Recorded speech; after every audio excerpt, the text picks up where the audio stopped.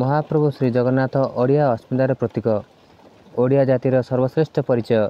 महाप्रभुଙ୍କ रथयात्रा भाग नापी देश विदेश लक्ष लक्ष जगन्नाथ प्रेमी आसी पुरीधाम सम्मिलित होती।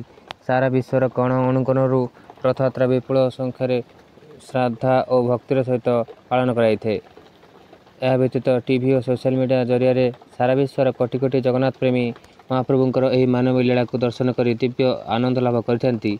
चलित वर्ष समस्त रथ गुंडीचा मंदिर में पहुंची तीन ठाकुर को आड़प मंडप विजय पहंडी कराउथला। बड़ ठाकुर प्रभु बलभद्र पहंडी समय चारमाल पड़ संगे संगे सेवायत मैंने ठाकुर को उठे किंतु सही दृश्य समस्त जगन्नाथ प्रेमी को गभीर आघात देता। यही घटना आरोप प्रत्यारोप चलला।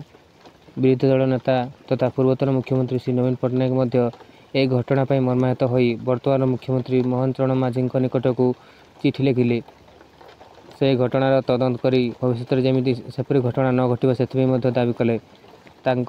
चिठीर उत्तर देवाक जाई मुख्यमंत्री चिठी माध्यम कहले जे जगन्नाथ केवल ओडिया जातिर अस्मितार प्रतीक नुहति, से सारा जगत अर्थात स्वर्गीय मर्त्य और पाताल नाथ अटंती। प्रभु जगन्नाथ प्रभु बलभद्र और देवी सुभद्रा मिलित समारोह एवं तांकर पूजन विधि व्यवस्था सारा विश्व विरल। चलित वर्ष जो घटना घटला से सारा जगत दुखित। तेणु आपण ए घटन मर्माहत होगा स्वाभाविक। मुझे गभीर भाव मर्माहत।